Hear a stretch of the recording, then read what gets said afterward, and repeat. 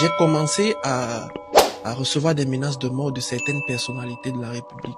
Notamment? De manière directe, l'ancien ministre de la Défense, Monsieur Zeme Karimi. Je ne suis pas un déserteur. J'ai voulu préserver ma vie qui était mise en péril par Monsieur Ferdinand Gongo, secrétaire général de la présidence de la République. Donc j'ai été convoqué à la gendarmerie par le colonel Otoulouk. Voyant l'allure de l'affaire, j'ai décliné de me présenter à la gendarmerie. Vous n'aviez pas confiance à la gendarmerie? Non, du tout. Je suis gendarme, mais je n'avais pas confiance, voyant, sachant ce qui s'est passé dans le cadre de l'assassinat de Matiné Zogo. Le capitaine Ifoudou, on dit de l'armée que c'est la grande muette, mais aujourd'hui vous brisez l'omerta. Le mot omerta renvoie à la mafia sicilienne. Justement, pendant 3 ans, vous vous êtes tu, capitaine Ifoudou. Pourquoi parlez-vous aujourd'hui? Je parle tout simplement pour que la vérité soit sûre. Le pays est actuellement entre les mains de personnes de très mauvaise éthique. Nous ne pouvons pas laisser le Cameroun entre les mains, c'est inacceptable. S'il existe un seul patriote et qui voit cette situation, pensez-vous vraiment qu'il pourrait rester les bras croisés? Non, je ne pense pas. J'ai eu l'opportunité de servir Monsieur Galaxy Toga, et je peux vous dire que c'est un monsieur, un certain Bissé Vladimir, qui est le chef d'orchestre d'une mafia, d'un cartel mis en place à la gendarmerie pour estorquer. il a juré de se taire, de servir dans le silence, mais dans l'histoire des nations, certains silences pèsent plus lourd que des aveux. Lui, il a vu, il a lu, il a transmis des notes, et un jour, on a voulu le rayer de la carte. Aujourd'hui, nous recevons un homme qui a vu passer entre ses mains les secrets les plus sombres de la République du Cameroun. Après avoir survécu à une chasse à l'homme sans précédent, il va parler. Attention, sa prise de parole pourrait ébranler les fondations de l'État. Bienvenue dans Masterclass. Aujourd'hui, nous convoquons les mémoires du capitaine Ifoudou, ancien chef du renseignement à l'état-major particulier du président Paul Biya. Bonjour, capitaine Ifoudou. Bonjour, monsieur Palmer. Capitaine Ifoudou, vous étiez jusque-là un talent discret, quelqu'un qu'on ne connaissait pas, officier d'élite, qui à 29 ans seulement dirigeait déjà le renseignement à l'état-major particulier du président Paul Biya, la présidence de la République du Cameroun. Et puis un matin, vous avez disparu dans la nature. Vous avez déserté votre poste ou fui pour ne pas finir en petite rondelle dans une valise samsonite? Je dirais que monsieur Palmer, merci déjà de me donner la parole aujourd'hui après 3 années de silence où j'ai beaucoup souffert de cet acharnement dont je suis victime. Alors je dirais que je ne suis pas un déserteur. J'ai voulu préserver ma vie qui était mise en péril par un certain groupuscule de personnalités au Cameroun. Donc on peut comprendre que l'environnement dans lequel vous évoluez était vicié à la présidence de la République du Cameroun, mais ça veut dire quoi concrètement, un environnement vicié? Un collègue qui volait des stylos ou un supérieur hiérarchique qui commanditait des assassinats? Vous savez, la présidence de la République regorge en son sein un certain nombre de personnalités dont l'appétence du pouvoir est très prononcée. Un responsable de votre rang, capitaine Ifoudou, qui traverse les océans, en regardant sans cesse derrière lui, ça sent soit la fuite, soit la trahison. Laquelle des deux options s'applique dans votre cas? Bien évidemment, ça sentait la poudre. Ça sentait, voilà, ma vie était mise en péril et il fallait bien partir. Qui vous menaçait, capitaine Ifoudou? La personne qui représente jusqu'à présent un danger pour ma vie, c'est monsieur Ferdinand Gongo, secrétaire général de la présidence de la République. Et en quoi Ferdinand Gongo est-il une menace existentielle pour vous? Du moment où il a été exposé dans un plan bien ourdi contre l'État du Cameroun et contre le président Paul Biya. À quel moment, capitaine Ifoudou, votre tête a été mise à prix? Ma tête a été mise à prix lorsque nous avions en 2023 fait un rapport au président de la République faisant état de la présence aux encablures de la présence de la République d'un individu disposant d'armes de guerre de très bonne qualité, hein, qui ne sont pas en dotation dans l'armée camerounaise. Donc, nous avons fait un rapport au président de la République disant que cet individu-là se trouvait là, disposant d'armes de guerre et également se faisant passer pour un chef de bataillon, donc un commandant de l'armée camerounaise. Ce qui n'était pas le cas. Ce qui n'était pas le cas. Et ce qui a attiré notre attention, c'est que cet individu présentait des vrais faux documents d'une administration particulière du Cameroun, notamment le ministère de l'administration territoriale. Cet individu, euh, dont le nom me revient, Mohamed Oussani, était à la réalité un ancien légionnaire français du grade de sergent, ayant effectué plusieurs missions dans le monde, notamment en Irak et en Afghanistan. Et qui se retrouvait au Cameroun avec des papiers faisant de lui un membre de l'armée du Cameroun. Tout à fait. Il avait notamment une carte de visite avec le grade et le nom au ministère de l'administration territoriale, voyez-vous. Alors, vous avez évoqué un nom tout à l'heure, capitaine Effoudou, c'est Ferdinand Ngongo, qui est le secrétaire général de la présidence de la République du Cameroun, mais jusqu'à là, on ne voit pas le lien entre lui et cette affaire d'armes. Le secrétaire général de la présidence de la République a intervenu efficacement et vigoureusement pour la mise en liberté sans condition et sans délai de cet individu. Alors, qu'est-ce que ça veut dire? Vous étiez en pleine enquête, en train d'auditionner ce... Pendant que cet individu était en train de se faire auditionner à la division de la sécurité militaire, le chef de division de la sécurité militaire de l'époque et le ministre de la Défense ont reçu des pressions venant de M. Ngongo Ferdinand de faire libérer cet individu, non seulement lui, mais également le matériel qui avait été saisi, donc les armes. Et qu'est-ce qui a été fait? Il a été libéré, l'individu? Oui, il a été libéré, mais à ma connaissance, je dis bien à ma connaissance, les armes dont il était détenteur ont été saisies. À quel moment votre tête commence à être mise à prix? Ma tête était mise à prix lorsque le président de la République, M. Paul Biya, convoque le secrétaire général de la présidence de la République en personne pour lui demander un certain nombre de choses. Et donc, M. Ngongo se sentant pris au piège, oppressé et démasqué, disons ça comme ça, a cherché à savoir qui était l'auteur de cette note d'information, et c'est ainsi que un véritable rouleau compresseur s'est mis contre moi. Capitaine Effoudou, on dit de l'armée que c'est la grande muette, mais aujourd'hui vous brisez l'omerta. J'ai un problème avec ce mot, Monsieur Palmer, parce que le mot omerta renvoie à la mafia sicilienne, qui veut dire la loi du silence. Donc, je ne vais pas accepter ce mot parce que je suis pas un mafieux, vous me voyez bien. Je suis un officier de l'armée camerounaise, mais je voudrais accepter bien volontiers le mot briser le silence. Justement, pendant 3 ans, vous vous êtes tu, capitaine Effoudou. Pourquoi parlez-vous aujourd'hui? Je parle tout simplement pour que la vérité soit sûre. Je ne parle pas aujourd'hui parce qu'il faudrait bâtir une légende personnelle. Non. Le pays est actuellement entre les mains de personnes de très mauvaise éthique.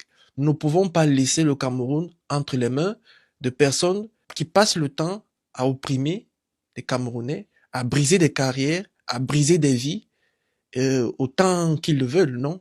C'est pour cela qu'aujourd'hui, j'ai décidé de briser le silence et d'apporter ma part de vérité dans un certain nombre de, de dossiers. Donc on va prendre à témoin les téléspectateurs de Masterclass en prenant la parole aujourd'hui. Capitaine Effoudou, votre projet n'est pas de construire votre propre légende, mais plutôt de servir la patrie. Bien évidemment, Monsieur Palmer, parce que si il était question de construire ma propre légende, je ne serais pas ici.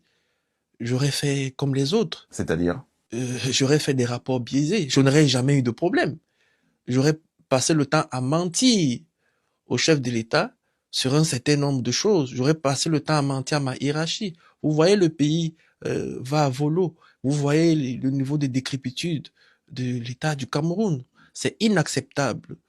S'il existe un seul patriote et qui voit cette situation, pensez-vous vraiment qu'il pourrait rester les bras croisés? Non, je ne pense pas. Et puis nous avons aussi un devoir par rapport aux générations futures, à nos enfants, à nos petits-enfants qui nous verront et qui diront, mais papa, grand-père, c'est à votre époque que des choses se sont passées comme ça, qu'est-ce que vous avez fait? Vous n'avez pas donné le détail, capitaine Effoudou, comment sait-on que c'est vous qui avez fait le rapport et à quel moment votre tête est mise à prix?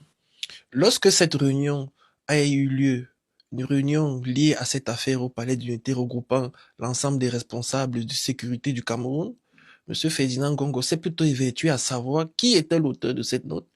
Et c'est ainsi que je fus exposé malencontreusement par ma hiérarchie et j'ai commencé donc à faire l'objet de persécutions. Vous travaillez pour un homme qui est le président Paul Biya, en gérant notamment le renseignement à son état-major particulier, la présence de la République du Cameroun. Est-ce qu'il a été informé des persécutions que vous subissiez? Bien évidemment, effectivement, des notes allant dans ce sens lui ont été envoyées parce que j'ai commencé à recevoir des menaces de mort de certaines personnalités de la République. Notamment? De manière directe, l'ancien ministre de la Défense, Monsieur Zeme Karimi, des menaces de mort venant du secrétaire général de la présidence lui-même, qui m'a fait convoquer à la gendarmerie à plusieurs reprises. J'ai été convoqué à la gendarmerie par WhatsApp. Qui a un problème de Il y procédure? a un problème de procédure la première fois où je me retrouve en face du colonel Otoulou. Qui n'est pas sans rappeler une actualité récente, notamment un témoignage avec l'affaire Martinez. On va peut-être en reparler tout à l'heure. Tout à fait. Donc j'ai été convoqué à la gendarmerie par le colonel Otoulou qui était en charge de cette enquête-là avec un autre colonel de la gendarmerie qui est actuellement directeur adjoint de la DGRE. J'ai été convoqué par ces officiers supérieurs-là. Et voyez-vous, pendant cette audition est orientée. Il fallait que je donne d'autres explications pour couvrir des personnes. Et ça ne s'est pas passé comme ça. J'ai dit à cet officier supérieur que non, je ne pouvais pas changer les faits qui sont ceux pourquoi nous avons écrit au président. J'ai donc refusé de le faire et j'ai été convoqué une deuxième fois. Voyant l'allure de l'affaire, j'ai décliné de me présenter à la gendarmerie tout en leur demandant de faire une convocation en bonne et due forme à ma hiérarchie. Vous n'aviez pas confiance à la gendarmerie? Non, du tout. Je suis gendarme, mais je n'avais pas confiance, sachant ce qui s'est passé dans le cadre de l'assassinat de Martinez Zogo et de l'emprisonnement, de l'incarcération du directeur général de la recherche extérieure de l'époque. J'ai dit non, je, je viens pas. Alors, quand vous informez le président Biya des persécutions que vous subissiez, quelle est la réaction du responsable qu'il est? En mai 2023, après le 20 mai, je pense le 23 mai 2023, j'ai été reçu par le ministre directeur du cabinet civil du président de la République, qui m'a transmis les félicitations personnelles du président Paul Biya par rapport au travail déjà effectué depuis mon arrivée à l'état-major particulier. Et il m'avait été demandé de rester tranquille, de rester posé, de ne pas avoir peur. Aux persécutions, le président vous demande de rester calme, de reprendre par le silence. Oui. Est-ce qu'on pourrait prendre ça comme un permis de tuer donné à vos bourreaux? Oui, disons ça comme ça, puisque le silence du président et le silence qui m'est demandé d'afficher pendant que vos adversaires s'activent pourrait s'assimiler à un permis de tuer. Capitaine Effoudou, on a été assez surpris, compte tenu de votre profil, de vous voir mêlé à une histoire d'extorsion de fonds avec un homme d'affaires camerounais, Pat Diamant en l'occurrence. Cette affaire a décrié la chronique, en tout cas chez ceux qui sont assez initiés des affaires de la République. Qu'est-ce qui vous rattache à une histoire d'extorsion de fonds pour le patron du bureau renseignement que vous étiez à l'état-major particulier du président Paul Biya? Ah, Monsieur Palme, ça concourt simplement à ce que j'étais en train de vous dire tantôt. Cette affaire, je ne la connais ni d'Adam ni d'Ève. C'était une machination? Une machination complète. Monsieur Pat Diamant, je le connais pas. Je ne l'ai jamais vu. Il m'a été dit que j'ai intervenu au niveau de la gendarmerie pour sa libération parce que il me souvient que ce monsieur a été interpellé dans un motif de financement de terrorisme. Et donc, j'ai été accusé d'avoir intervenu pour sa libération au compte d'une personnalité militaire au cabinet du président de la République, notamment au compte de l'amiral Joseph Fouda. Je n'ai jamais, je le dis face à la caméra, je n'ai jamais intervenu pour qui que ce soit pendant l'exercice de mes fonctions à l'état-major particulier du président de la République. Je ne me suis jamais mêlé d'une affaire, surtout de ce genre d'affaires qui peuvent éclabousser. Je ne l'ai jamais fait. Et donc, j'ai été surpris d'apprendre que j'ai passé un coup de fil à la grande sœur de ce monsieur, de ce pas diamant, pour intervenir au compte de l'amiral Fouda, ce qui est complètement tiré par les cheveux. Parce que dites-vous bien que moi, j'étais en service à l'état-major particulier et je dépendais d'un chef direct. Qui est le général Amougou. Effectivement. Donc, si même j'aurais intervenu, c'était au compte du général Amougou et non pour l'amiral Fouda. Donc, et qu'il n'y a pas de lien de subordination. Il n'y a pas de lien de subordination, aucun lien de subordination. Donc, c'était complètement tiré par les cheveux. Et lorsque nous avons cherché à creuser, parce que ça a valu mon reversement de l'état-major particulier. Donc, pour qu'on comprenne très bien, oui, on vous mêle à cette affaire, vous dites que c'est une machination, que vous ne connaissez ni la loi ni d'Ève, et la suite, c'est quoi? Vous êtes sanctionné en vous faisant affecter arbitrairement, à votre avis? Lorsque les enquêtes sont menées pour savoir effectivement de quoi il était question, on se rend compte que, à la réalité, c'est monsieur Ferdinand Gongo qui pilotait cette affaire et qui avait demandé ma tête à mon chef hiérarchique, donc au général Mamoukou. Monsieur Ferdinand Gongo était à l'origine de l'arrestation de monsieur Padiaman pour pouvoir lui estorquer de l'argent. Ah, d'accord. C'est de ça dont il est question. Le secrétaire général de la présidence de la République du Cameroun fait interpeller un citoyen camerounais, oui, pour un plan d'extorsion de fonds. Effectivement. Ça se passe comme ça au Cameroun, non? Ah, vous savez, il y a beaucoup d'histoires de ce genre.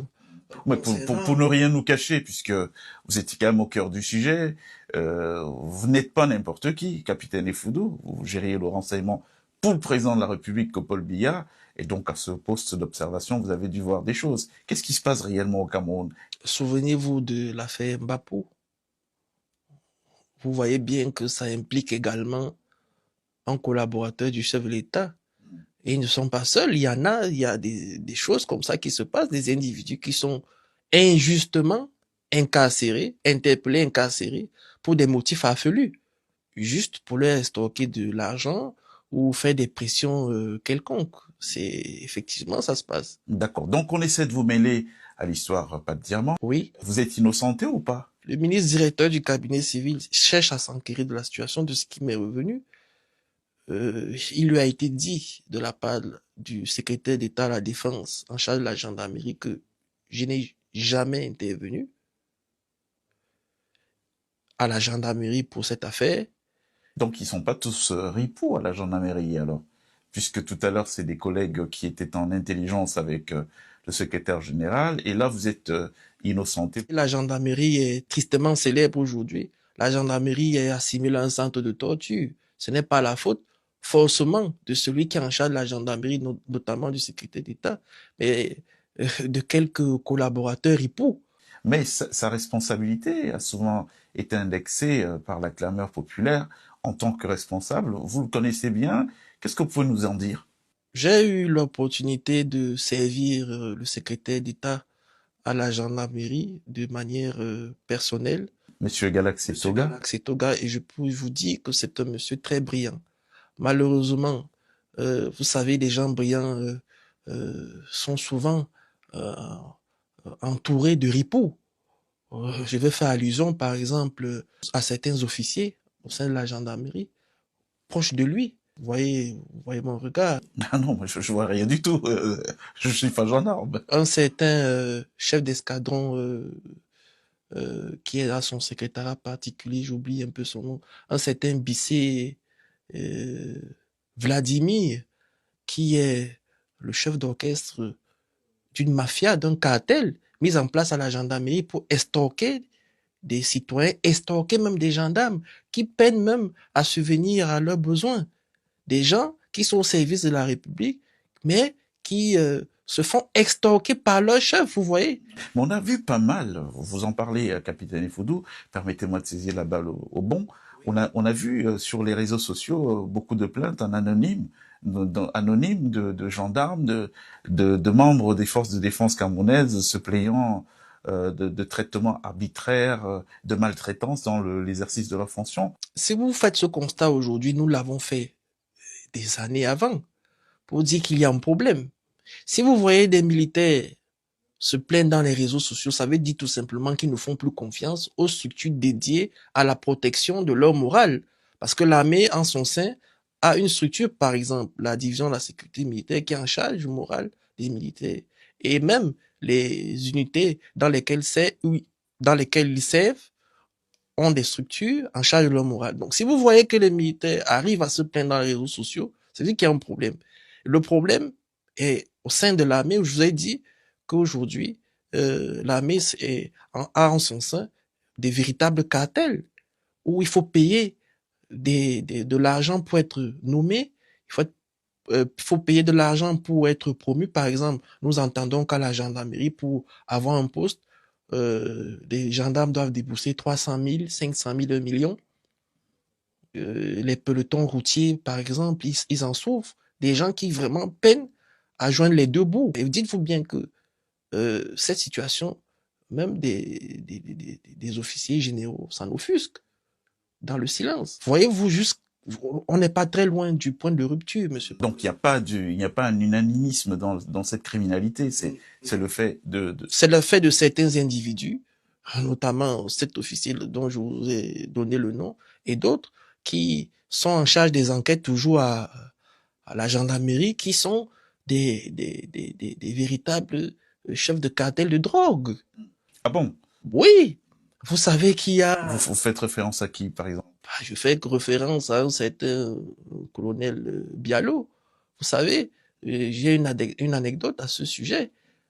Il a été tenu en respect par des gens avec qui il fait du trafic, chez lui, devant femme et enfants, où il a été sauvagement tabassé par des gens avec qui il fait du trafic. Donc, vous êtes en train de nous dire que l'un des responsables des services centraux de la gendarmerie du Cameroun, en l'occurrence le lieutenant-colonel Bialo, Oui. Est en relation d'affaires avec des cartels de drogue. Oui, et il faut dire que cet officier supérieur-là est en lien étroit avec le secrétaire général de la présidence de la République, par qui il passe pour faire tout et n'importe quoi au Cameroun. Vous voyez les interpellations des hommes politiques, les interpellations d'hommes d'affaires, ainsi de suite. C'est l'œuvre du secrétaire général de la présidence de la République par la voix de la gendarmerie. Donc vous voyez comment on ridiculise les forces de défense au Cameroun. On ridiculise les officiers qui sont chèrement formés par l'État du Cameroun. Ça veut dire quoi, chèrement formé? Par exemple, en ce qui nous concerne, pour former un officier au Cameroun, l'État débourse à peu près environ 160 à 165 millions l'année pour un officier. Faites donc le décompte. Lorsqu'il faut former 100, 200, combien l'État du Cameroun dépense pour former un officier? Combien l'État du Cameroun dépense pour former un soldat? C'est beaucoup d'argent. Et vous voyez des gens comme ça nous rendre ridicules et rendre ridicule même l'institution de l'armée. Aujourd'hui, l'armée, la gendarmerie est sous pression, sous contrôle des individus de très très mauvaise éthique, des individus dont on se demande comment est-ce qu'ils ont fait pour arriver où ils sont. Capitaine Effoudou, vous êtes notre invité aujourd'hui. Je rappelle, vous êtes le chef du bureau renseignement du président de la République du Cameroun. On va peut-être clore cette première d'une série d'entretiens que nous allons mener dans le cadre de masterclass. Et si on sortait sur un message, puisque nous avez paru très préoccupé par l'état psychologique de certains de vos camarades restés au Cameroun, si on sortait sur un message que vous leur passerez directement en regardant la caméra, qu'est-ce que vous voudrez leur dire? Mon message n'est pas uniquement pour les forces de défense et de sécurité du Cameroun, c'est pour tous les Camerounais. C'est un message d'espoir. Il ne faut pas penser que tout est perdu. Vous voyez en ce qui me concerne, les gens qui me persécutent, et celui qui me persécute principalement, dispose de tous les leviers politiques de l'appareil de l'État, administratif et sécuritaire. Mais grâce à la connaissance acquise au cours de ma formation et de ma carrière, j'ai pu mettre en place des manœuvres pour préserver ma vie. Malheureusement, ce n'est pas le cas de tous les Camerounais. À ces gens qui se réclament être proches du couple présidentiel, le Cameroun ne va plus souffrir de cette façon de gérer les affaires publiques. Ils ont eu suffisamment de temps, suffisamment d'années pour se faire aimer des Camerounais.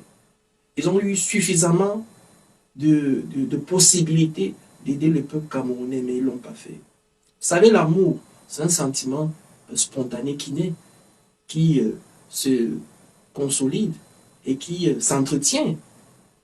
Ce n'est pas en 2 jours qu'ils vont se faire aimer les Camerounais. Donc, après le président Biya, qu'ils se disent bien que le Cameroun ne se fera pas avec des prédateurs de la fortune publique. Le Cameroun ne se fera pas avec des gens qui ont des mœurs dépravées. Ce temps-là, je pense, est déjà révolu. Il faudra passer à autre chose. Capitaine Effoudou, vous savez